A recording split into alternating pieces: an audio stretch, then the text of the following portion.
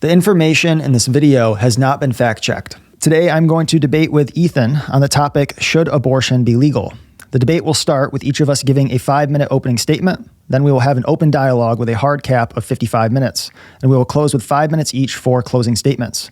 We will also be debating, is transgenderism bad for society? But that will be released as a separate video and should be posted the day after you see this one. With that said, Ethan will begin with his opening statement. All right, thank you. So, starting off with abortion. The topic of abortion is one of the most debated subjects in modern politics. Should it be morally permissible to terminate pregnancy, generally before some cutoff date? To get an answer to this, we must look deep within ourselves and determine what is it about humans that we give moral value to, and how we define moral and immoral actions. Once we do this from a rational standpoint, the answer becomes clear: the pro-choice argument. In this debate, Hayden and I will discuss what defines personhood. This is a critical question on the abortion debate. Humans seen as persons are granted moral consideration, while humans not seen as persons are not. So what defines personhood? The answer is the presence of preferences. Imagine if the police found a person, threw them in a van, took them to a lab, didn't sedate them, cut them up, and began harvesting their internal organs. Of course, this is a horrifying scenario, given that I said a person, but let's instead say this is a corpse. Now it's just a routine procedure. Obviously, corpses aren't persons, but they are still very much human. Why is it that performing autopsies on corpses is moral? The answer is that corpses have a lack of preferences. Performing an autopsy on a living person would be excruciating and painful, but corpses don't care. Does that mean we can just do whatever we want with corpses since they lack preferences? Of course not. There are prior preferences that we ought to fulfill, as failing to do this would create a society where we couldn't trust each other, leading to absurdity. One may ask, what about sleeping people? They aren't conscious and therefore have no preferences. Are they still persons? And the answer is, of course, they're still persons. In fact, sleeping people do have preferences, even if they aren't directly being thought about. We must understand the difference between implicit and explicit preferences. Every day, we have preferences that are real, even if we don't actively think about them. When you go shopping, are you always thinking, I would prefer not to be punched in the face? Of course not. You may not be consciously thinking about a preference, but it absolutely still exists implicitly. This exact kind of thought can be applied to sleeping people and their implicit preferences. Therefore, the preference still exists and they are still persons. What generates these preferences? These preferences are generated by complex neurological structures within the brain that create the human subjective experience. These structures exist and function. While these structures exist and function, human preferences continue to exist either implicitly or explicitly. The last concept we have to talk about is suffering. This is the critical point that both sides should seek to minimize. Hayden and I would both agree that suffering is bad and should be reasonably minimized. Let's ask ourselves, what is suffering? Earlier, I made a distinction between corpses and persons due to a lack of preferences. Suffering is caused by violating critical preferences that we have. For example, getting punched while shopping violates a preference of not being aggressed on, causing physical pain. This is an example of suffering, but in order to have suffering, we must have a preference that is violated. We must remember that preferences are generated by the brain, forming those structures at approximately 20 weeks in gestation. As prior to 20 weeks, fetuses haven't developed the structures in the brain to generate preferences. There's no person to speak of. As there's no person and no preferences, terminating the pregnancy violates no preferences, thus causing no suffering. This is a generalized layout of the pro-choice argument, clearly minimizing suffering and establishing what personhood is. Hayden's pro-life stance will fail to do this. Instead, the pro-life view will generate egregious amounts of unnecessary suffering and arbitrarily define personhood in unintuitive ways. In this debate, there will be uncomfortable hypotheticals that I will have to maintain consistency on and bite the bullet. But that's just it. These will primarily be hypotheticals. On the contrary, Hayden will have to bite horrifying realities that arise from the pro-life view. To understand the horrors of the pro-life stance, I'll be focusing on the real impacts of mothers forced to complete pregnancies, as this is the real suffering that so many people seem to forget. I'm excited to see how we proceed.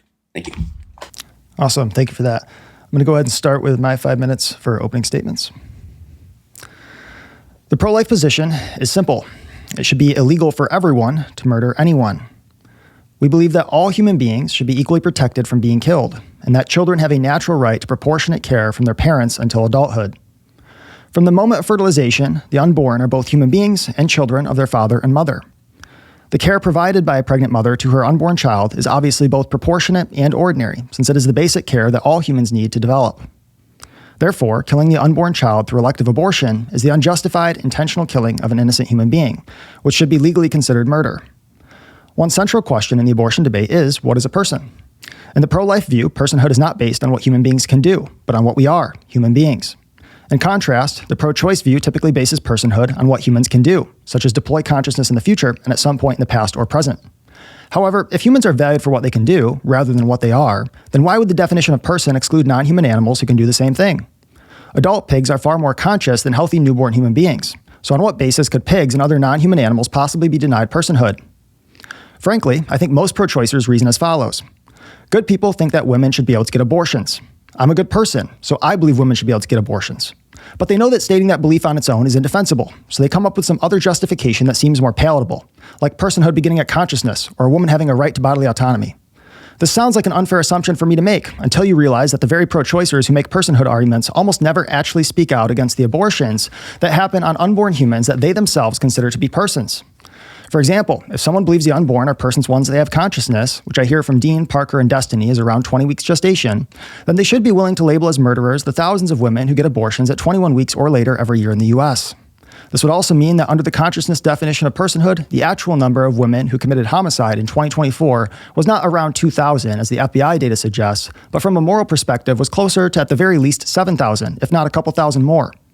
If someone truly believes conscious unborn humans are persons, then they should be calling for equal protection after 20 weeks of gestation in every state that currently lacks such a restriction. However, when was the last time you heard any pro-choicer rally for a 20-week abortion ban? A fair warning to those who are considering such an endeavor, the pro-choice mob does not take kindly to any restrictions on abortion whatsoever. Compare how pro-choice individuals act when one unarmed black man is killed by a cop or one trans person commits suicide to how they act when thousands of humans are aborted after consciousness in the country, and you will quickly realize that the mainstream pro-choice position isn't about consciousness or personhood, but about making sure women are able to legally kill their unborn children at any stage of development for any reason. Arguments based on personhood face another issue that many pro-choicers have not considered. If the unborn are not persons before 20 weeks or whenever personhood is recognized, then an abusive boyfriend who kills his pregnant girlfriend's 19-week-old unborn child cannot face any homicide charges for the death of her deeply loved, wanted, and cherished son or daughter. Yet, the pro-choice women that I've spoken with usually believe boyfriends should face murder charges if they intentionally kill an unborn child who is deeply wanted and loved by the mother. All of this calls into question what the real argument for abortion is. If it's personhood, then the boyfriend can't be charged with homicide, and every year thousands of women morally guilty of murder are being let off the hook by pro-choice legislation. If it's bodily autonomy, then why aren't pro-choicers also pushing for the abolition of neglect laws, which require parents to use their bodies to provide proportionate care to their children until adulthood? Yet, if the position is that pregnant mothers should have the special exclusive rights to kill their unborn children up to birth for any reason, then at least some of the inconsistencies mentioned earlier go away, and we can address the presuppositional pro-choice belief that pregnant women should get special murder rights over their unborn children. Of course, Ethan is welcome to disagree with some of the positions and arguments held and made by his own side, as I do with mine. But even if he does, I will not regret my opening statement, which I hope will prompt some of these pro-choicers to recognize that their presuppositional belief is that women should have special rights to murder their unborn children. This presuppositional belief has been masked over by fine-sounding pro-choice arguments, but I hope my opening statement has revealed the true presuppositional belief at hand. All right, we'll now begin the open dialogue. Ethan, why don't you go ahead and get us started? Yeah, so I think a really good way to do this dialogue is for us to just kind of like, I'll say like cross-examine each other, right? So like, I guess like try to explore your worldview, and then you can try to explore like my worldview. That way we're not like talking, I guess like a game of ping pong back and forth, where we can just get a clear, concise understanding and some of, I guess, like the realities that arise from our worldview. Okay, so let me clarify that. It sounds like you want to do like, say, you get 20 minutes, I go 20 minutes, or we swap 10 minutes back and forth, or what? Yeah, we could do something like that. I just think it's a good idea that we have a clear direction on like what it is we're trying to like establish. All right, why don't we do, you take 10 minutes, examine my view, and then I'll take 10, and we just swap 10s. Sound good? Okay. Yeah, that sounds good. Sounds good. So the thing that I have a problem with, I guess the way you define personhood, right? So it's a human. And I want to ask, what is it about humans that make them like unique? So like, for example, yeah, I would like agree with you that like a zygote is a human, right? And a mother is a human, but a zygote, as one could argue, that a zygote is part of the mother. What makes the zygote distinct from the mother? So first of all, the initial question was what makes human beings special, right? As in unique, that's what I meant. What do you mean unique? What makes one human being different from another? Yeah. So in the case of the mother, that's one human organism. In the case of the child from the zygote stage forward, that would be a different organism. So we can tell one organism from another, for example, by the ability to act in a coordinated manner for the continued health and maintenance of their body as a whole, right? The zygote's not working for the health and maintenance of the mother's body as a whole, right? Those are two different people. Okay, and like when you have something like twins, you would probably say like the same thing? Yeah. So I'll just go ahead and pull out the stop here.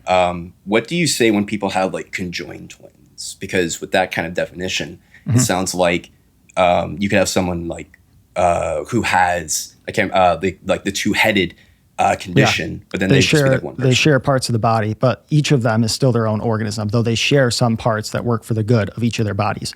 So just because they share some of those parts doesn't mean that it's then necessarily only one person.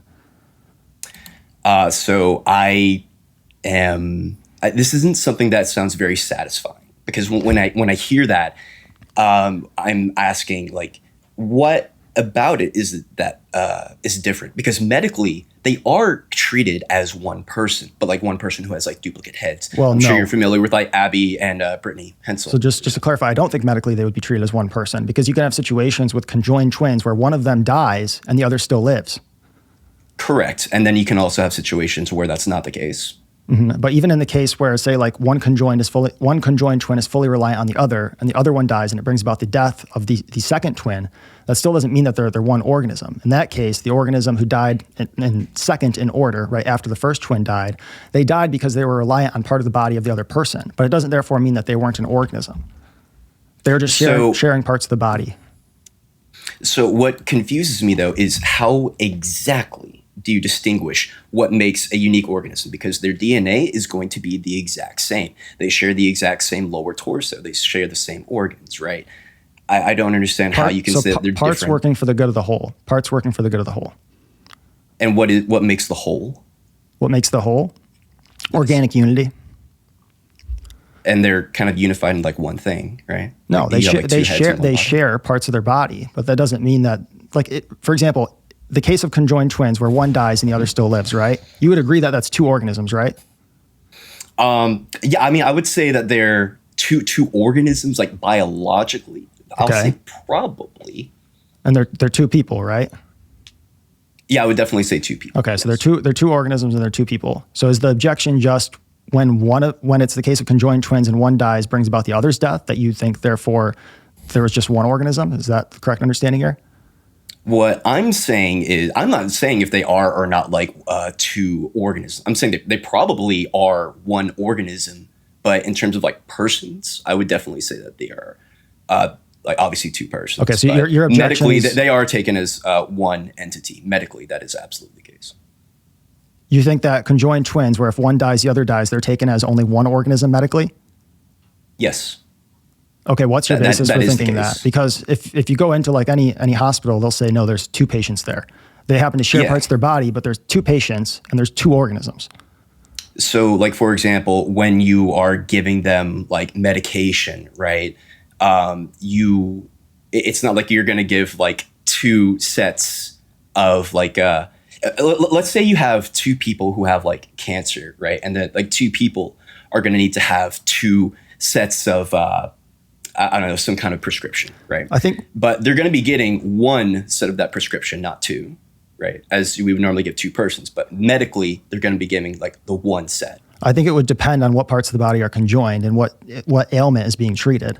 But I will point out, if you think that's one organism, then under your view, you would think that some organisms can have two brains, which wouldn't make any sense because the brain at a certain point in human development is the integrating organ of the body. It sounds like the main thing that's going to make a differentiation is the presence of like the head, because I can also point to you conjoined twins where there is not a second head. Would you now say that these are two persons? Where there is not a second head? I mean, presumably there would still be a brainstem in the second patient, which would be different from higher order levels of like consciousness and stuff. But you're not really going to have a born human, even as a conjoined twin, that lacks a brainstem. They would die. So I don't think that would exist. So what there is, there was a girl born in India. Her name is Lakshmi Tatma. She was conjoined with such that she had 4 arms and 4 legs. There was not a second head. It just never developed. It just never came. So she had 4 arms and 4 legs. 2 of the arms she could use and 2 of the legs she could use. Now, under your worldview, it seems like this would be 2 persons, even though there's only 1 head. I think it would depend on the biological indicator. So if you have a person with 4, you said 4 arms? Yes. So if it's the case that they are just abnormally growing 2 arms, but there's still integrated functioning between those extra 2 arms and the rest of her body, I'd say, yeah, that's 1 organism. But if it's the case that you actually have a second organism, so for example, say that there's like 2 hearts and the 2 hearts are coordinating into 2 different bodies, but they just happen to share, say like a pancreas or a kidney or something like that, that would be clearly still 2 organisms. And I think pretty much every biologist on Earth would agree with me that in the case of conjoined twins, you have 2 organisms. That's why they say conjoined twins and not just a person or 1 individual.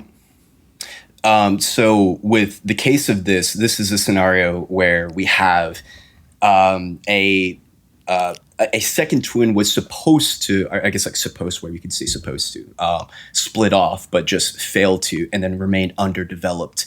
As you don't hold any specialty towards like the development of a mind, and this clearly is supposed to be a second organism that did not split off, similar to the case of Abby and Brittany Hensel.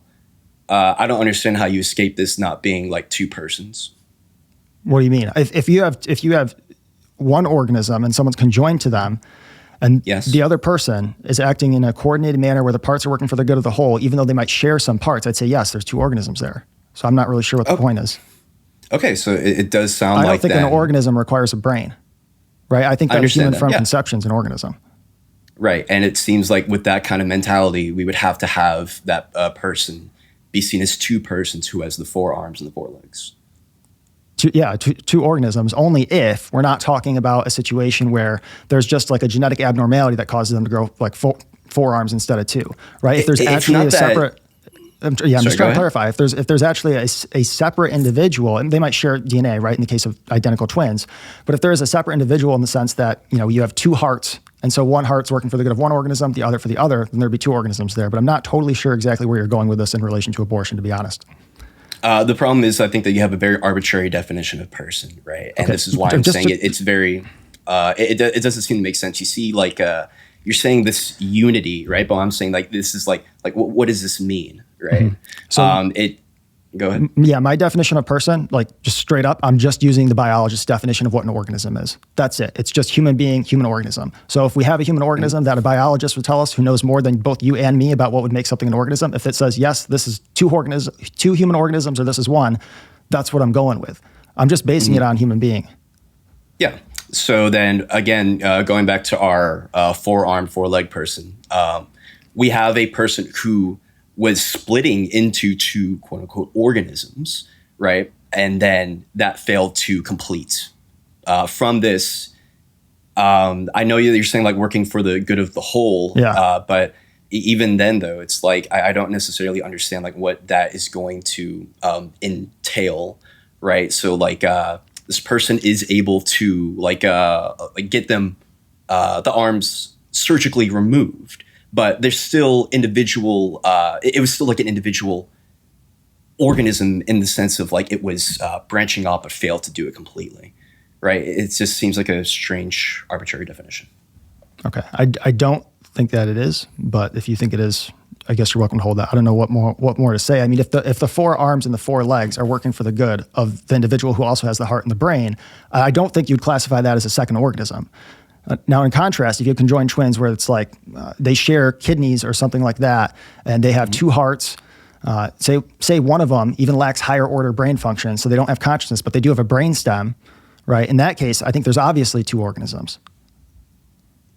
What if you have a case of conjoined twins where like they have just two heads, but like the rest of their body is completely shared? Okay, so two heads, but the rest of their body is completely shared? Yeah. Okay, so like attached like neck here? Yeah. Yeah, in that case, you would have indeed two organisms.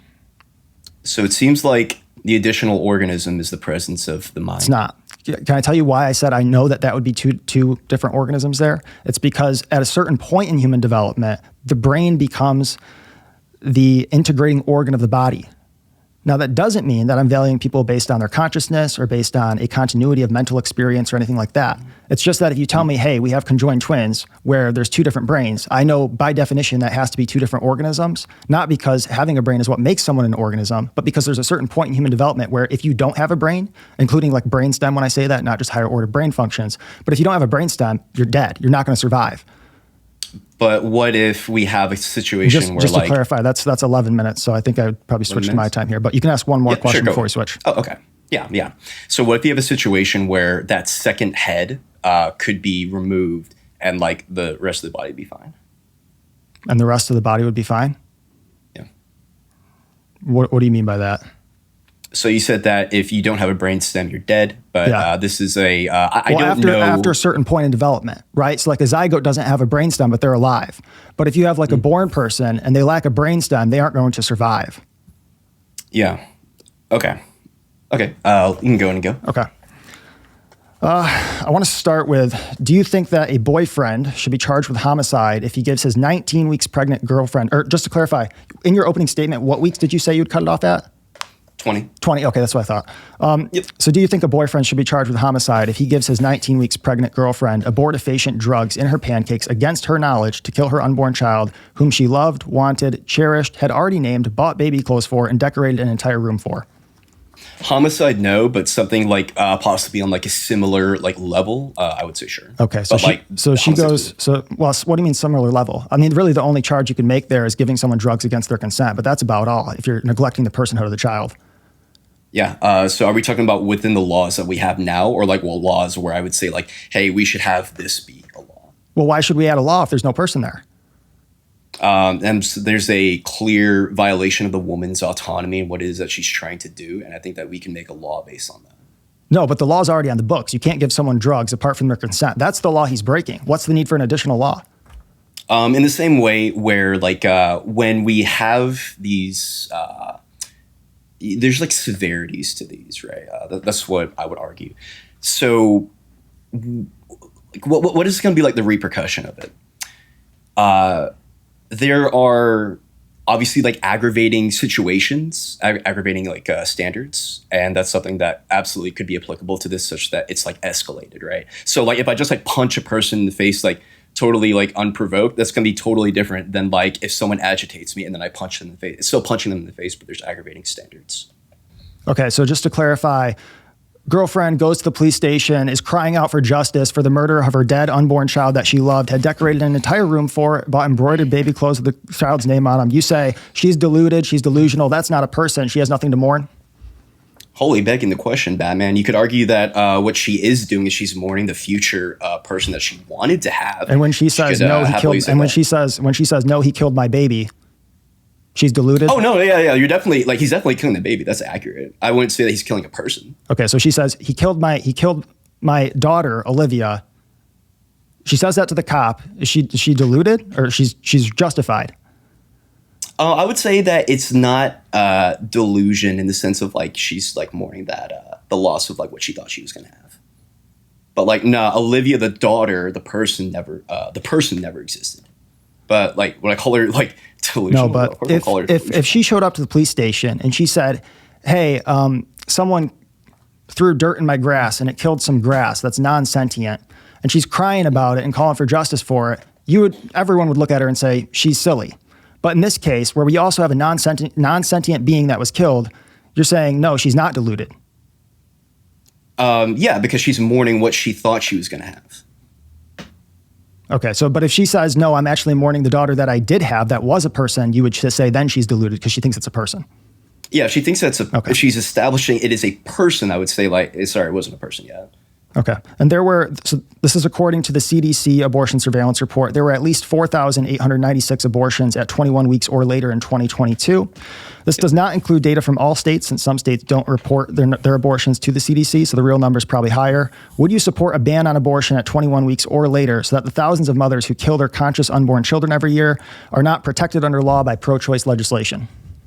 I would say in a vacuum, probably, yeah. But in terms of like the practical realities of what the implications are for women being able to get abortions for like life-saving like situations, I don't know the effects it'll have on that. So I'll say like in a vacuum, yeah, 100% agree with that. In terms of like the practical effects and like women who may need it for like life-saving procedures, it would depend on like the circumstances. Okay, so let's say that there's an exception in the law that says if the life of the mother is endangered and doctors are doing everything they can to preserve both lives and it results in the accidental or unintentional death of the child, no one is prosecuted. Would you support the bill then?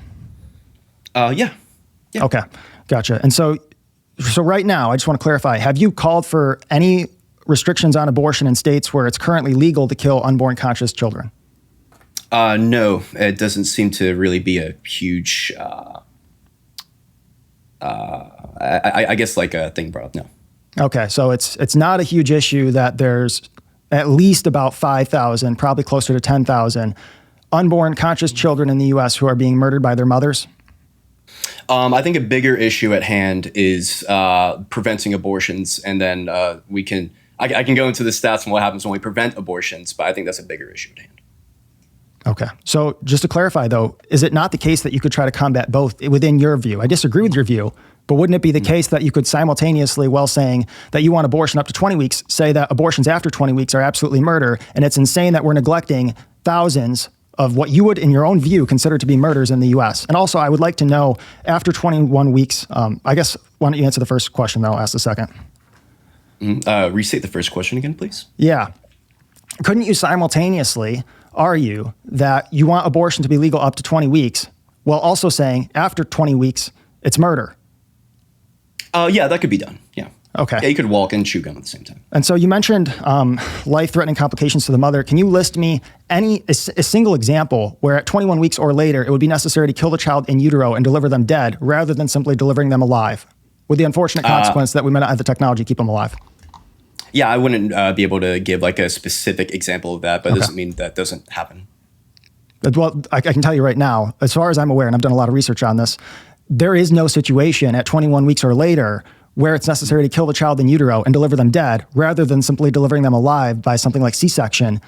And there might be the unfortunate consequence that they might die shortly after. But as far as I'm aware, there is no situation where that would be not medically necessary at 21 weeks or later. So I don't even think that's a valid objection to supporting restrictions on abortion at 20 weeks or later. Yeah, you said that if there's situations where like, are we able to know if like we just like get it up via C-section that it's just going to die like a little bit after? It'll depend on the technology and the state and the hospital, right? So some states, some hospitals, they want the technology to keep a child alive at 21 weeks. Sure. Some of them, it'll be at like 25. So it'll vary a bit. But I think obviously the default is that you try to save as many human lives as possible, right? Just because you don't know like go ahead. If we know that like someone's going to, like the infant's going to die immediately afterwards, it just kind of seems like we're doing like a huge amount of harm to the mother's body unnecessarily. Here's the problem, though. All of us are going to die at some point in the future. That doesn't give other people the right to kill us right now. I want to move to, did you see Destiny's debate with Lila Rose by chance? I did. I would still contend the thing that you just said, but we'll go ahead and continue since it's your thing. Okay. But yeah. So in it, he mentioned a born human being who he believes has never had consciousness, but who nevertheless lived to age 5. Assuming that Destiny's characterization of that child's situation was accurate, do you think it should have been legal for someone to kill that specific born human being up to age 5 when they were born? Are we talking philosophically or legal? The law. The law? In terms of like the way it has now, or should it legally be okay? I'm asking, should it legally be okay for someone to have killed that child who lived to age 5, but who Destiny believes never had consciousness? No, I would say that would not be okay. It wouldn't be okay? No. So if someone had done that, then should they have been charged with murder? I don't know if it would be murder, but it should be against some kind of law. What do you mean? I don't know if it would be murder. In your position, it would not be murder because they're not a person. Yeah, that's what I'm saying. I don't know if it would be murder or not in the sense No, of... but you do know. Right. know You do know that you, it is you or do isn't know murder. in your position, you would not consider it to be murder. In terms of the practical effects, I'm sorry. So, like, do we want to talk about the names of the charges, or do we want to talk about like the what the charges entail? Right. It's So, either like, it's either a person or not, or it's not. And if it is a person, then it's murder. If it's not a person, there's no charge. okay, yeah. If we're going to talk about the legal ramifications, then I would be okay with like treating someone like because that was baby Jack's. Like after you've already given birth to this child, right? Then I would say that yeah, it's fine to classify it as murder after that, because if we have a Why? society, It's not a person. yeah, if you have a society that goes around just like birthing out, brain dead kids and then like doing whatever inhumane acts to it, I think that would breed a degenerate society. So like while philosophically I couldn't point to a moral harm being done in terms of like a practical outcome. Yeah, that's something that would more than likely lead to like some kind of degenerate society.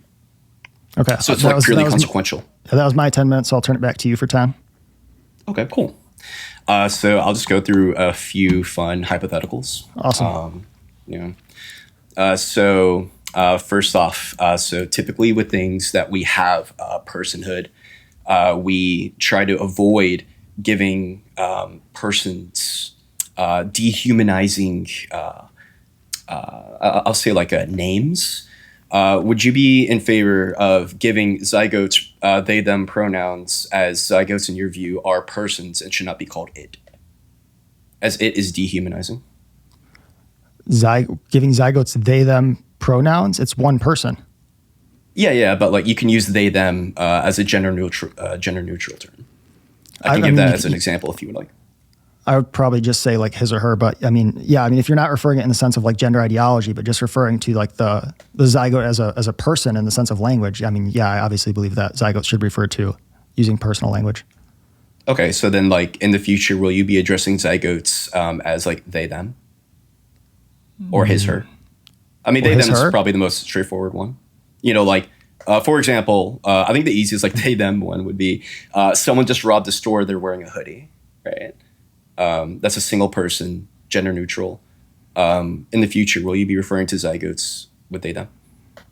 With they, them? Probably not, given the connotation that it has to gender ideology at this point. I think it would make more sense to refer to like, say that someone had a zygote stored in an IVF clinic. I think it would make more sense to refer, let's just say it was one zygote, right, to keep it singular.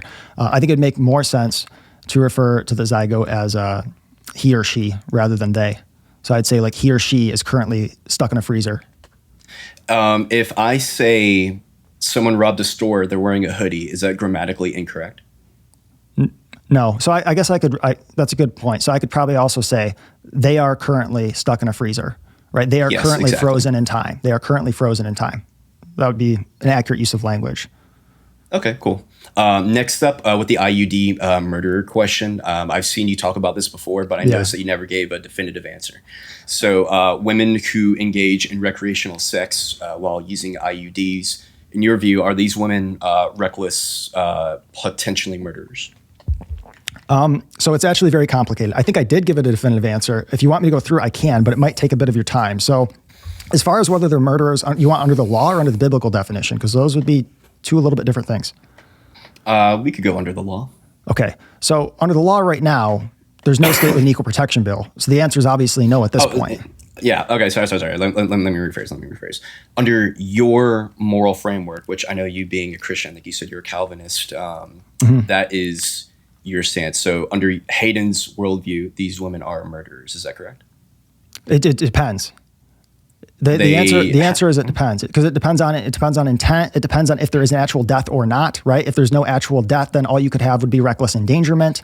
So the answer really is it depends. If you want me to go through all the different options and plausibilities, I can. I'm assuming you saw my video. There's like 5 different categories it could fall under. So the answer is a woman can be under the biblical definition, but she's not necessarily. Okay. Sure. So next statement, state mandated breeding reports. Zygotes are vulnerable persons and vulnerable people should be protected. To have the state track all persons, should the state mandate all sexual activity be reported by individuals? No, not all sexual activity needs to be reported by other individuals. There's old people who die commonly, and we don't report on them. Right, because those natural deaths we are don't common. report. No, we do we report when they're absolutely dead. do. We do report when they're dead, obviously. But I'm pointing out that in the case of like people having sex, for one thing, I think people do have a right to privacy, right? I'm assuming that you oppose like child abuse, but you don't think there needs to be cameras in every family home, right? Yeah, but I'm not saying that there needs to be cameras. What I'm saying is that it should be mandated that people report their sexual engagements to authorities. Why do you think the pro-life view entails that? Because we value the vulnerable, we value persons, and if having a zygote is a person, it seems to entail that we want to do everything we can to protect them, especially when they're at their most critical state, that being very early in development in the womb. Mm-hmm. But can't I make that same argument for child abuse of newborns? Are you talking about like putting in cameras in every family home because children are vulnerable? Newborns can get shaken to death. We therefore need to have surveillance state. No, but I think that having reporting is an important thing. So like, for example, like it's very possible that I could create a person by having casual sex with somebody. And it just kind of seems like the level of intrusion in reporting casual sex is much less egregious than like setting up cameras in people's homes. It would seem that that's probably about on par with each other. Putting cameras in homes and reporting sexual activity to the government. Yeah, that's way less egregious. Those would both be severe invasions of privacy. You oppose one of them. I oppose both of them. I think people have a genuine right to privacy. I don't see how my view entails that they wouldn't. I mean, we also have to report when... Oh, what's up? I was going to say also that's a secondary question, right? So the first question would be, is abortion murder? And then it would be a secondary question of how far should we go in trying to prevent that murder? Yeah, I'm doing this as an internal critique. Okay. This is internal critique. So what I'm trying to establish is that with all persons, right, with all births, we're supposed to report that. I believe we're supposed to report pregnancies. I could be wrong on that, though. So that's something I do need to, I should have checked on that. I don't know the answer on that one. But we absolutely do need to report births. But since if that's an entailment that you don't hold, I feel like that would be odd since we do reporting to some degree. Well, I mean, just as a point of clarification, I'm not trying to steal your time here, but I'm just trying to help you out. Sure. Like prior to Roe v. Wade, right, when abortion was still illegal, we didn't have laws mandating that people report whenever they had sex. In Poland right now, which has one of the most restrictive abortion laws in Europe, they don't mandate that people report when they have sex. Now, they do have a pregnancy registry. And so I think it would be fair to say that, like, under my position, a pregnancy registry would make sense, where like if someone goes to the doctor and they're pregnant, that might get registered at the doctor's office. I think that might be a fair critique, right? That might be a fair entailment. But I think saying that people have to report every time they have sex is obviously not an entailment, because literally no pro-life state in existence in the world has that. Do you think it's a reasonable entailment with what comes from the pro-life stance? I don't. Okay. Last one, outlawing recreational sex. Sex comes with a major risk of fertilizing an egg, thus creating a person. Should recreational sex be outlawed to avoid risky behavior, such as like a potential miscarriage from a party girl? What do you mean? Just, I want to clarify. Are you talking about abortion or a potential accidental miscarriage? A potential accidental miscarriage. Okay, we want to avoid that. And so we require what exactly again? The banning of recreational sex. The banning of recreational sex because we don't want people to not even have abortions, but just accidental miscarriages? Yes. I don't see how that's an entailment. Yeah. So let's say you have like a college girl. She loves to party and she goes and she has recreational sex. And she loves to drink, right? She engages in a lot of recreational sex, accidentally gets pregnant, and then she has a miscarriage because she goes drinking. She had no idea that she was pregnant, but it happens. It seems like she's engaging what we would call reckless behavior, and I don't think that's okay. I see what you're saying now. So I don't think that would require banning recreational sex, but I do think that if it's the case that someone gets pregnant from recreational sex and then drinks and that causes injury or death to the child, I think there could be some charges for that woman. But I think it would be wrong to just ban sex entirely outside of marriage, because in that case, you're, at least with the reasoning you're giving, Okay, not from like a biblical perspective, with the reasoning you're giving. I think that would be wrong because it would be to assume that all mothers are going to recklessly endanger their children. And I don't hold that low view of women that maybe you think I do. No. Where am I at time real quick? You've got about 1 more minute. Okay, I'll push on that a little more. So we understand that like engaging in recreational sex does yield the possibility of pregnancy. And that's the thing. It would then become what we would call reckless behavior under your worldview. I would happily argue that. So like, yeah, she's not going to know that she's pregnant. That's the entire point, right? She engages in recreational sex, accidentally has a miscarriage without even realizing that she was pregnant. Okay, so you're saying like prior to like 6 weeks when it might show up on a pregnancy test, right? You're saying like in that first 6 week period, she could be drinking and that could cause the death. Yeah, I mean, in that case, the reality is that there's really not anything that the law could really do. Sure, in the first place, it might be able to disincentivize her from having sex. But as far as like an equal protection bill, you are right that in that case, if there's no pregnancy test, right, there would be no way for us to really have knowledge in general cases that there was even the death of a child. And so you're trying to take that then a step further. And I'm just trying to clarify here. You're trying to take that then a step further that we would then want to criminalize the initial behavior. Yes. Okay. Yeah, I don't think that follows because there's a bunch of activities where the initial behavior can cause a bad outcome, but because there's also some good in the initial behavior, we allow it to continue. But something like the reckless endangerment of a person like that, I don't think that would absolutely follow. This is something. No, but if you showed me an example, though, where we actually knew there was a person there, and then we knew that she engaged in reckless endangerment of that child, then I would say yes, we should prosecute. But I don't think. No, but the thing is, though, she wouldn't. Sorry, go ahead. Yeah, but what you were going to say is, she wouldn't know she was pregnant, right? Yeah, she wouldn't know that she was pregnant, and then realizes that she miscarried when it happens. Yeah. So again, I would just indicate that I think this is also a secondary question here of like first order question would be, is abortion wrong? And then there's secondary questions of how do we want to enforce this? How far are we willing to go to try to prevent the death of unborn children? Yeah. And I'll say this and then give you back your time. Okay. The whole point of this is an internal critique of the pro-life view to say what would most likely arise as a logical entailment from it. So when we ask about like, should something be legal or should it not be, what comes with that? And I would argue that this would be a reasonable entailment of the pro-life view. Okay, so I'm going to quick push back on that, and then I'll kind of get into my questions for you. Just one last pushback on that would be that I'm pro-life because I'm a Christian, right? Now, under the Christian worldview, there are principles in place that prevent us from having things like an unlawful search or seizure or having excessive surveillance on individuals, right? There is a principle of a genuine right to privacy. So just like for the reason that I'm against abortion is because, in Exodus, God said to Moses, you shall not murder. I can likewise point to scripture and say, okay, we have a basis for actually not infringing on the genuine rights to privacy that people have. I would point out someone probably could make a case. Well, I don't know. I guess I won't go there for now. I'll return to sort of my questions for you, but did want to note that. So the current record for the earliest child to survive preterm delivery is 21 weeks and 0 days. So that's like the earliest viable case we've had so far. That child is now at least 1 year old from the last time that I checked. As we continue to make medical progress, it seems like it's possible that the record for viability could move to 19 weeks within the next couple of decades. So if viability becomes possible before consciousness, would you still support a woman intentionally killing her viable child simply because it's 1 week or even just a couple days before being conscious and is therefore not a person in your view? Yeah, that'd be fine. Okay, so you would be fine with a woman intentionally killing a child that's viable before consciousness? Getting an abortion at 19 weeks, yeah, that's fine. No, but I'm saying in the context of it being viable at 19 weeks.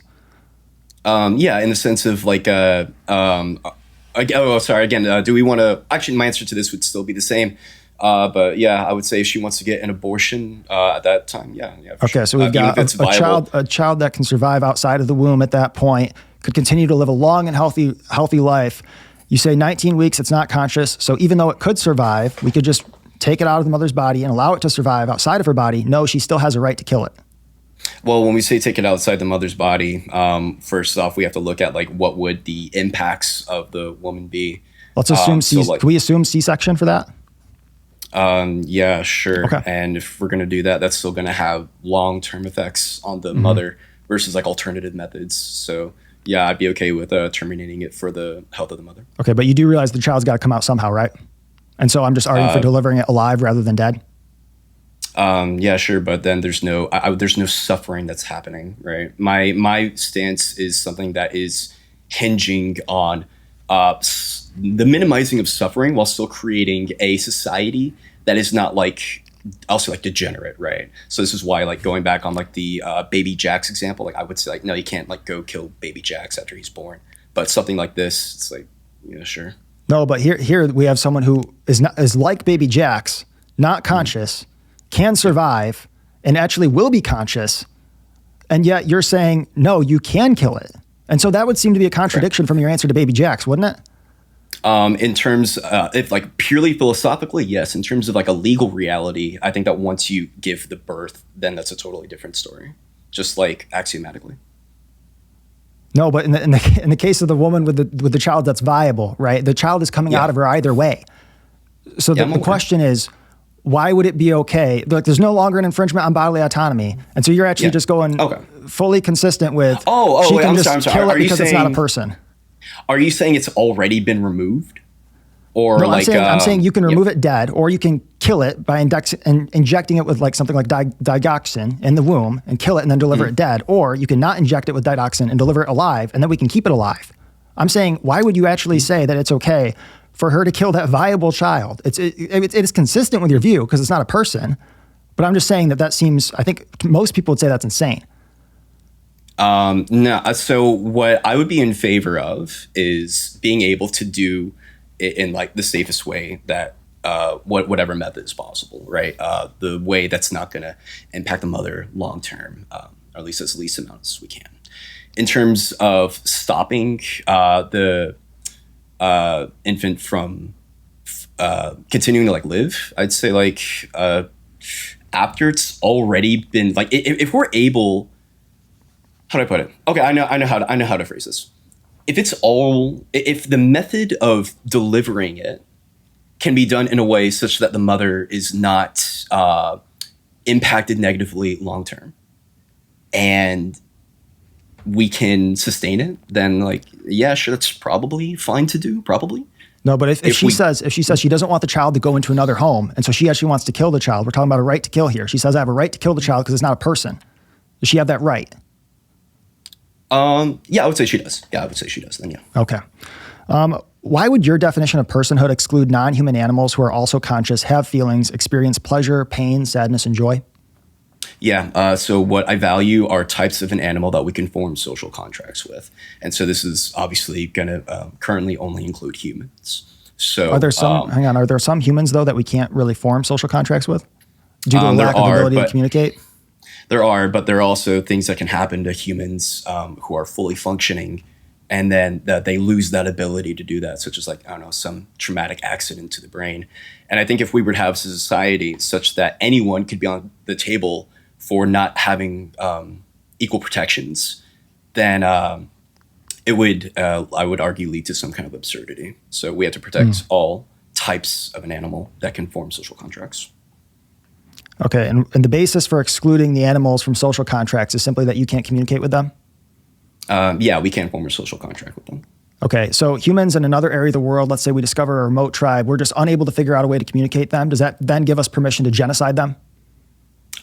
First off, these are going to be humans that are a type of, by the fact that they're human and also conscious, that automatically protects them under normal. No, but your principle was they have to be able to form a social contract with us. And if we can't communicate with them and we can't form that social contract, then why can't we genocide them like we do with some animals? Incorrect. What I said is I value the types of animals that we can form social contracts with, and that's human. And the fact that you said that they're human means they're protected. No, but why does the human part? The human part doesn't matter, though. You don't care about the human part. I absolutely do. I already said why. Okay, let me just lay this out. Okay, we have a non-human animal, let's say a pig. Okay, yep. We can't form a social contract with them. And then we have a human in a remote tribe who likewise we cannot form a social contract with because say we just can't figure out a way to communicate with them. Why is it okay to kill the one but not the other? Because if we have a society such that any person who we can't have a social contract with, including a normal person who then gets a traumatic brain injury, this could cause a level of absurdity that arises because people would be like, oh crap, something may happen and then they might kill and eat me, right? And this is not a society that anybody wants to live in, where they could be the ones who are on the chopping No, block. but what about people? What about people who are born with these defects? Why would we arbitrarily draw the line? Why would we arbitrarily draw the line at consciousness? Because you're not being consistent with that with the animals. One last question. I totally am. Dude. I'm gonna reject that entirely. I totally am, because it's the types of human or types of an animal living force. Yeah, and you're totally borrowing from the Christian worldview and saying it's just the humans. By the way, that's image of God. Oh, you don't want to get? We can do the Christian stuff after this. I got one more question. Then it's going to turn to your time. We can. Do you want to do just real quick? Do we want to do another 10 minutes each, and then we'll go to closing statements? That'll be a little longer than we planned. But you want to do that? Yeah, that's cool. Okay. So one more question before I turn it over to you. From the perspective of a materialist, which I'm going to assume you are here, what basis do you have for consciousness being any more meaningful than the chemical reaction of a shaken up soda bottle? In the sense of, do you want I know how to answer this.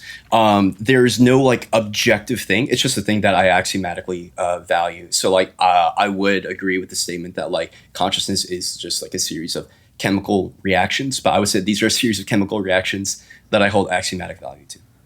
Okay, I'll just respond to that and give it to you. And if the white supremacist said, I just axiomatically value only white people, then you guys would just be on the same playing field as far as your first principles in terms of you're just holding to them. There's nothing grounding them, but I'll turn it over to you. If you want to respond to what I said, by the way, feel free before you go into your 10 minutes. Yeah, I would love to. The response that I would give to that is that if a white supremacist did that, I would argue that they want an inefficient system, right? If you have a system such that you only have white people, right? I mean, I could argue in the morality of it, obviously, but that's a boring conversation, which obviously would never sway them, right? But if you want to have a white supremacist system such that only white people exist, when you bar all other types of people away, you limit yourself to diversity of thought and diversity of labor, which as someone who studies economics, I think you would argue is unbelievably stupid. So yeah, I would say if they want to do that, morally, obviously, I think they're awful, but in terms of practicality, it's stupid. So that's what I would say. Okay, you got your 10 minutes. Go ahead. Yep, cool. All right, fun hypothetical. A dozen minors get rescued from Epstein Island. All of them are early in pregnancy with Epstein's babies. Are they allowed to get abortions? Sorry, when you said minors, I was thinking coal miners at first, so it's going to take me a second. So you're saying a dozen minors from Epstein's Island. So these are people who were sexually abused, right? Presumably raped, yep. by definition raped, because it's minors, obviously, right? So no, I'm saying they are raped. I'm saying an agreement there. Would they have access to abortions? Under my ideal world, if an equal protection bill had passed, no, they would not have access to abortions. Okay, so then just to make sure that I'm understanding that correctly, your worldview is going to entail a dozen 13-year-olds who have to carry Epstein's rape children. So just to clarify, I would support Epstein, I would support whoever raped the children getting the death penalty, right? And I would also support us surrounding the woman with love, care, support, all of that. But I don't think we answer one act of evil with another act of evil. I don't think we answer the act of evil rape with the act of evil murdering the innocent children in the womb. Okay, but the answer is yes. So the 13-year-olds would have to carry Epstein's rape babies. They wouldn't be able to murder the babies now by abortion. Okay. Next hypothetical, we have doggy in the lab. A deaf puppy finds its way into a lab. It's about to lick a petri dish that has a zygote on it. You have a gun and only a clear view of the dog's head. Do you blow the puppy's brains out? So it's essentially I can either kill the dog and save the embryo, or allow the dog to kill the embryo, right? Human embryo. Yeah, the dog's gonna lick the petri dish. Yeah. Yeah, I would shoot the dog. Okay, dang, hate to see it. I love puppies. Okay, so next up, let's go to the real actual harm. This is something that I wanted to talk about earlier. So these are all going to be things that I just want to, I guess, hear from Hayden and understand his worldview better. We need to have the best way to look at this is to frame it through the lens of suffering, right? And so this will be a philosophical ground and not necessarily on the legal ground, but how do we get our morals from this? And then we use our morals to make the laws based off of that. So from the effects of restricting abortions.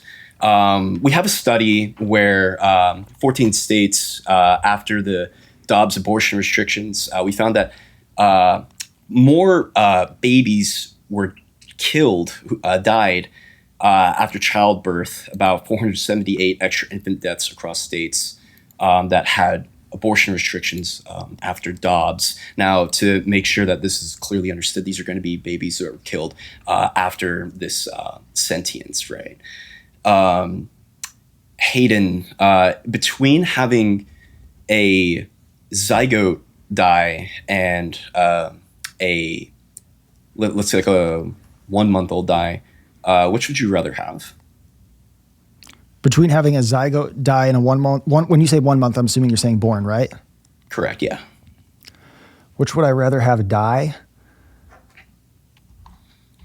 I would probably say the 1 month old born child. You said you would save the 1 month old.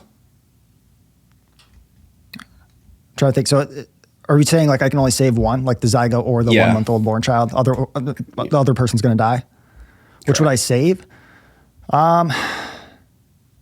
Probably it's kind of if I can be assured that the zygote is going to be implanted, I would actually probably save the 1 month old newborn for the reason that the chance that the child dies due to natural miscarriage after being implanted is high. Let's say cryogenically frozen zygote or a 1 month old newborn. Or 1 month old newborn? Yeah, so again, I would go for the newborn because the odds, just during the thawing process, there's like a 5% chance that it'll die. And then during implantation, there's a chance it doesn't implant. Yeah, no, let's assume that there's no risks to that. Like we could happily have the zygote cryogenically frozen forever. I think this is just to help you out, I think something that might make your comparison work more for what you're trying to show here would be to say like, would I rather save 4 human embryos versus like one month old newborn? Nope. And I would say we're going to use the embryos. comparison that I gave. We're going to use the comparison I gave. Okay. Okay. So it was, if I can be certain that the zygote is going to make it to term, did you say? No, it's going to be cryogenically frozen forever. Oh, cryogenically frozen forever? Which would I choose between that and the newborn? Yep. I would probably go for the newborn, but I don't think it therefore follows it's okay to kill the zygote. No, okay, cool. I got you. Would you say, so it seems like overall it would be better to have between, actually, yeah. Can I ask why that is the case? Why? Why are you choosing the 1 month old over the frozen zygote? I think there's obviously, of course, great benefit in being able to actually experience life outside of a freezer. Mm-hmm. Right, but I don't think it follows that it's okay to kill the zygote. So I don't. I'm not saying if it's okay or isn't. I'm not arguing that. But what I'm saying is, it seems like there is some kind of value in the fact that the 1 month old is able to experience and has consciousness. It seems like that's the case. Otherwise, I don't know why you would value. Yeah. Yeah, I mean, but I don't think either of it. I don't think it should be legal to kill either of them. I'm not saying that. But if it's a choice between the zygote who is going to be stuck in a freezer for his entire life and a newborn human being, then yeah, I'd probably save the newborn human being. It's also possible though that maybe I am just prejudiced. That's possible.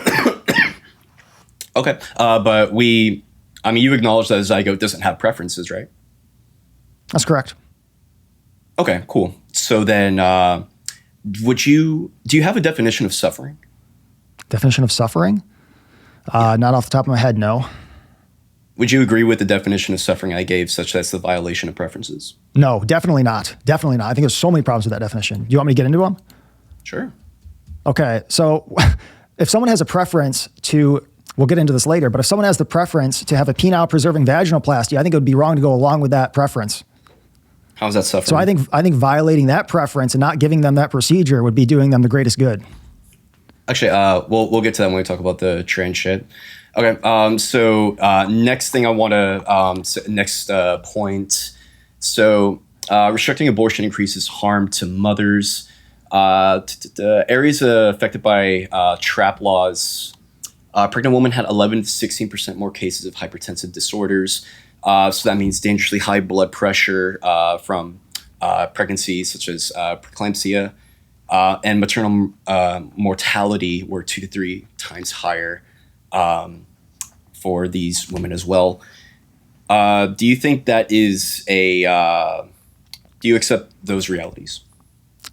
So I would accept that there's going to be a higher number of mothers dying during pregnancy when more mothers are taking children to term. Yeah, there's no question about that. Like there was one study that showed that it would be about 200 more women per year would die from maternal mortality during pregnancy if abortion were completely banned in the US. Okay. So we understand that real suffering does happen, whether that's infant mortality, post-consciousness, or whether that's going to be harm done to mothers, whether that's post-birth death or whatever long-term side effects that they have. I think we would both agree that this is suffering. Would you agree with that statement? What is this and this is suffering? The women who are dying? Yeah, the women who are dying, the post-conscious infants that are dying. This is a form of suffering. Yeah, but I also think the children who are trapped in freezers from IVF or who are taken out from the freezers and then die, I also think that they are suffering because they're deprived of something that they have a right to, right? So like if I had a right to an inheritance and someone stole it without me ever knowing, I was harmed without ever having sufficient knowledge of that, but I was still harmed. That presupposes, that presupposes like personhood though. No, it doesn't. Or yes, it does. You're right. Yes, you're correct. It does. It does presuppose that the zygotes are persons. Yep. So when a zygote has no preferences, I don't understand how you can cause suffering to that when it literally doesn't care about anything. Well, so for example, let's say that there's because it doesn't care about it. I don't think that all that matters is whether someone cares about something, right? So like there can be, in the case of the inheritance, I didn't know it was there. I really never had any emotions about it, but it was still wrong for someone to take that from me. If you didn't have preferences, would you care? If I didn't have the thing that makes it wrong is that someone has, and even then though, you can still not know about it, but it still be immoral. But the thing that we have at the, I guess like at the base is that there is a person to speak of that should be having like X, Y, and Z. I don't think preferences are the basis for ethics, and neither do you, because if a 4-year-old comes up to you and says, hey, daddy, shoot me in the head, you're not going to do it. There's reasonable preferences and there's ones that are unreasonable, and the way that we get to that, we're not just going to fulfill every preference. Is by what? But there's a preference that exists. What's up? No, but how do we arrive at what preferences we should fulfill and which we should reject as disordered? The ones that lead to maximum human flourishing. According to who? According to humans. We got to figure it out humans? ourselves. You're assuming image of God. No, remember animals that we can form social contracts with. Wait, so you would include animals that we can form? Okay, so if let's say that animals we that we can figure form out social contracts with. Okay, it's switching to my time. Are you good with that, or is there anything else you want to add? Yeah, that's cool. Okay, I'm gonna have to set the timer for 10 minutes. 1 second. All right, so let's say that in 10 years, we find a way to communicate with non-human animals. Would we therefore need to include them in the definition of persons? You said we were able to communicate with non-human animals? Yeah.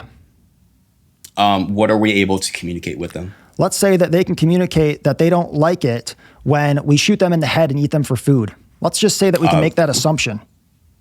One, we already know that and we do it anyway. So we would need some more things to communicate other than that. We obviously already know. So we know that these conscious beings, these conscious non-human animals have preferences in your view that they don't want to die, but it's okay to violate those preferences. Can you form a social contract with them? You hang on. So your whole principle of ethics is it's wrong to violate people's preferences. And then you say, we know for non-human animals that they have a preference to live, but it's okay to violate those preferences. What's the thing I literally just said, Hayden? That we can't form a social contract with them. Correct. And so if we can't form a social, if you are a species, you're saying, hang on a second. You're saying we can't form a social contract with them because we can't communicate. But then you're saying we know what their preferences are, and their preferences are not to die. No, we already know that they have that preference. We already knew that. Okay, so why can't we include them in the social contract? Do you understand what a social contract is? Feel free to define it for me. Yeah, a social contract is where we're able to have implicitly understood, agreed on Yeah, just like agreements that we can have with each other to form societies, right? So like, I'm not going to steal from you. You're not going to steal from me. We don't have to explicitly say this. We are able to communicate, form governments. This is like what a social contract entails, and we can't do this with other animals. And you just said we don't have to communicate this, right? That's what you just said. It's based on Parts preferences. of it you don't have to communicate. It's based on preferences that we don't have to communicate. You can just assume I don't want to die. That's a preference I don't have to communicate to you. And that also applies for the pig. And that also applies for the pig. Yeah, but he has a preference not to die. He doesn't have to communicate that with you. You just know. Being able to communicate goes, in terms of social contract, goes beyond the most foundational communications, Hayden. You have to try harder on that one, man. I love you, but you got to try harder on that one. Okay, what do you mean? Let's put it this way. What would pigs have to do to be included in the social contract? Be able to communicate to a level such that we can have similar to that of a discussion as like humans can, right? If they were a type of animal that could do that, then I would say, yeah, we shouldn't kill pigs. No, but it seems like your whole basis for this is that human beings are special. It's not based on consciousness. It's not based on preferences then. It's just based on you value human beings, which I think is the image of God in you. I think it's showing that you recognize that there's something different between humans and non-human animals. Because I recognize we can form social contracts with humans. Yeah, but your whole basis of the social contract thing, right? You see someone go down the street, and even let's suppose it was legal to murder them. Under your view, you would say, no, the social contract, even though they haven't communicated anything to me, is that I can understand that they have a preference not to die, or even if that they did have a preference to die, it would be wrong to fulfill that preference. But then with the pig, who you say has that same preference, you're saying it's okay to kill them. It's a complete contradiction. Social contracts go beyond just that. Like I said, the ability to form governments. And we can't, if you find a pig government, let me know. But I know people like to call cops pigs, but like, no, this doesn't entail. Okay, it would seem to me then like your basis for personhood would actually be higher level cognitive function than non-human animals then. It's going to be, species that are able to communicate and form social contracts similar to that. Hang on though, as a natural capacity or as an immediate capacity? Because they're two very different things. Are you saying only humans who have the... No, but this is where you're shooting yourself in the foot, I think, here. If you're saying it's about the species, that includes zygotes because they have that natural capacity. No, but they don't have the immediate capacity. They don't have the immediate capacity, right? Their immediate capacity for cognitive thought is not above that of non-human animals like pigs. Pigs have cognitive capacities far higher than newborn infants. And yet, if you had someone who is an injured newborn human who can be predicted to never have higher levels of cognitive thought than non-human animals, you say protect them as a person, but not the animals. It doesn't make sense. So it does make sense. The statement that I gave is, and I said this earlier, it's that when we have a society such that literally any of our species could be on the chopping block like a pig could, then this is a society that would most likely lead to absurdity. So then what we have to do is, instead of looking at it like a spectrum of consciousness, we have to look at it as, does a consciousness exist at all? Instead, more like a Boolean or like a binary. And the answer is obviously 20 weeks that consciousness does exist, and you are a type of animal that can form social contracts, therefore you're granted protections. That's it. No, but when the problem, I think, though, is when you say it's a Boolean, it's a binary, right? On, off, 1, 0. The problem is you're still basing that on the human part, which doesn't make sense in your view. Because if you're valuing persons based on their cognitive capacity, their immediate cognitive capacity, then there's a bunch of non-human animals who have that same capacity, that same immediate capacity. No, so what you're conflating is the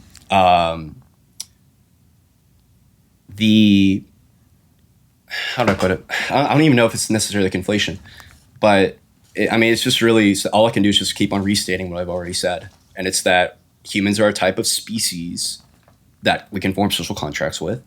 That is self-evident. We have consciousness at about 20 weeks. And once there's consciousness, there are preferences. Those preferences should be protected. Okay. Let me do this question. This is going to be a bit of a long setup. Feel free to ask clarifying questions if you need to on this one. Let's suppose someone is in a permanent vegetative state. However, this patient is wealthy and is paying for his care entirely out of his own pocket. Well, in a sound state of mind prior to his accident, he clearly indicated in a legally binding manner that if he were ever in a permanent vegetative state, he would like to be supported, even by disproportionate means, until the point that he and his wife were down to their final $2 million. His wife, whom he designated to have power of attorney in such case, is adamant that her husband's wishes be respected. Now suppose while he is in a permanent vegetative state, his son withdraws the disproportionate care, without the legal right to do so, and against his father and mother's wishes, in order to secure a larger and earlier inheritance for himself. Do you agree with me that the son should be charged with homicide in this case? I don't think it should be legal to have the IPVS person. I don't think you should legally be allowed to be kept alive. It's just a waste of resources, honestly. Should that person be charged? If he's broken the law, which it sounds like he probably has, then I think there's I think there's something. I think there. Well, according to your view, there shouldn't be a law against killing people in permanent vegetative states at all, right? That's what I'm saying. Like, is it the case? Are you asking like? What you just said was that it should be. Yeah, what you just said though is that actually the law should state it should be illegal to actually provide care to someone in a permanent vegetative state. Yeah, I do think it should be illegal. Which would, I mean, just to clarify, I think that contradicts what you said to Charlie Kirk. I did watch your debate with him, and you said that the wishes of unconscious people should be respected, but now you're saying that the wishes of unconscious people shouldn't be respected. For that one specifically, yes. Like, for example, like, again, this goes back to our reasonable preferences. If we have if I say, hey, when I die, take my corpse and put it, in front of the lawn, like that would be absurd, right? Okay, so so your view is that someone in a permanent vegetative state would be a corpse, which I think would be consistent in your view, but I just want to clarify that. Yeah, I would say for all intents and purposes, they might as well be a corpse. Okay, so in your case, that individual under your ideal legal structure should not be charged with murder and is actually doing society a great service by pulling the plug on his father. I would say that it shouldn't. I mean, if you want to say the person unilaterally shouldn't just be going and pulling it, no. But the society shouldn't even have that as an option. Okay, I will cede the last minute of my time. Who's up for closing? I think, is it me or you? I think it should be me because I started. We should just check. I think I close this one. At least that's what I have. That's what I've got in my notes. Is I close this one I go first in closing statements and then you go second in closing statements on this one. Okay. Yeah. Go ahead, man. Okay. Yeah. I just want to make sure we had it on what we agreed on, just because I don't want you to feel like I'm switching it on you. I don't really care. So if you do want to go first, you can. But no, floor's yours. Okay. The story I'm about to tell is fictional, although it certainly could happen in real life. Sarah's boyfriend, Joshua, told her that if she got pregnant, he would support her and the child. They had sex, and when she found out that she was pregnant, she was filled with joy. She started brainstorming names for her child, and when a blood test at 10 weeks revealed her child was a girl, she named her Olivia. Sarah put a down payment on a townhome so that Olivia could have her own room. She bought embroidered baby clothes with Olivia's name on them, and she started preparing the home for Olivia's upcoming arrival. Joshua, however, only told Sarah what she wanted to hear so that she would sleep with him. Now, staring down the gun of 18 years of child support, he decides to crush up the chemical abortion pills and give them to Sarah against her knowledge in her pancakes, resulting in her unborn child's death at what was now 12 weeks gestation. Sarah later finds the box that contained the pills in the trash can and realizes what Joshua has done. When confronted, he confesses to having intentionally killed their unborn child. Unquestionably, Joshua's behavior was unethical and criminal. However, when Sarah goes to the police begging for a homicide charge to provide justice for her unborn daughter Olivia, whom she loved, how should her plea be met? Should she be treated as delusional since her unborn child wasn't conscious and therefore wasn't actually a person? Or should she be treated as a mourning mother who is justified in her longing for justice against a father who went so far as to kill his own child? The answer is obvious. Sarah isn't delusional, and Joshua should be convicted of murder in addition to the other crimes that he committed in the story. And many of the pro-choice women I've spoken with agree with me on this, which is why I think the honest pro-choice position has nothing to do with personhood, since personhood can't change based on the relationship of the killer to their victim. Furthermore, if personhood is based on consciousness, as Ethan argues, why is it exclusive to humans when there are plenty of non-human animals far more conscious than newborn human beings? If someone appeals to the higher levels of consciousness that healthy adult humans have compared to pigs, then their position, if consistent, would deny personhood to some seriously injured born humans who can be reasonably predicted to never become more conscious than some non-human animals. Alternatively, if the argument is based on humans' natural potential for greater consciousness than that of non-human animals, then human zygotes must also be considered persons, since they, like newborns, possess this natural capacity. Positions based on bodily autonomy are no refuge for pro-choicers either, as American law already requires parents to use their bodies to provide proportionate care for their children until adulthood, or until that responsibility can be safely transferred to a third party. Indeed, if adoption were not available, no rational person would seriously suggest that it should be legal for parents to neglect their children to death. Throughout world history and parts of American history, there have been groups of people who dehumanized other human beings and took away their God-given rights. While some pro-choicers, including Ethan, can claim that the unborn are biologically human, that is nothing but lip service, when at the same time they argue for depriving them of their human rights. What might be termed the depersonization of the unborn is altogether similar in its destructive effects to the dehumanization of other groups of humans throughout history. Since the Roe v. Wade decision in 1973, there have been more than 60 million abortions in the United States. Worldwide, there are about 73 million abortions every year. If I am correct that the unborn deserve to be equally protected as born people, then abortion is the largest human rights violation in human history. And if that is true, then the proper response for all of us should be to labor to peacefully bring it to an end through lawful, nonviolent means, such as talking to those in our natural circle of influence about the issue, supporting pro-life advocates, and supporting legislation that establishes equal protection under the law for all human beings. As stated earlier, there are extremely real harms and suffering that's caused by the pro-life view. Hayden agreed with me that there is an increase of mother mortality. There's an increase of fetuses that have consciousness dying shortly after birth because they're not able to get abortions in situations where the fetus's health is suboptimal. Then not only that, denying abortion also perpetuates abusive relationships.